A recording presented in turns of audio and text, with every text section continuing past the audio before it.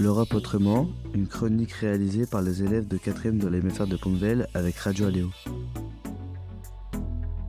Aujourd'hui, on voyage en Europe. Direction un fleuve vraiment impressionnant. L'un des fleuves qui traverse le plus de pays au monde. Il fait presque 3000 km de long. Et il s'appelle le Danube. Le Danube est l'un des fleuves les plus longs d'Europe. Il commence en Allemagne. Et se jette dans la mer Noire. Mais ce qui est incroyable, c'est qu'elle traverse plus de 10 pays différents. Comme l'Autriche, la Hongrie ou encore la Roumanie. Il passe même par de grandes capitales.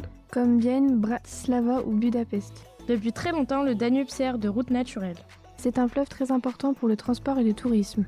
Des bateaux y transportent des marchandises et des voyageurs. Mais ça doit être compliqué de traverser autant de pays. Bonne question. Aujourd'hui, les pays travaillent ensemble pour protéger le fleuve et faciliter la navigation. Et on peut même faire des croisières pour découvrir plusieurs pays en suivant le Danube. Un vrai voyage au fil de l'eau et la nature dans tout ça. À la fin de son parcours, le Danube forme un immense delta. Il y a beaucoup de marais avec plein d'oiseaux et de poissons. Un delta, mais c'est quoi ? Imagine un fleuve comme une route. À la fin, la route se divise en plein de petits chemins avant d'arriver à la mer. C'est ça un delta. Ce fleuve a inspiré une des musiques les plus célèbres du monde. Le beau Danube bleu. De Strauss. Cette valse représente la ville de Vienne et elle est jouée chaque année au concert du Nouvel An. Et maintenant, place à la question. Ouvrez bien les oreilles. Combien de pays le Danube traverse-t-il ? On vous laisse réfléchir. Merci d'avoir voyagé avec nous sur Radio Aléo. Et à très bientôt pour découvrir l'Europe autrement.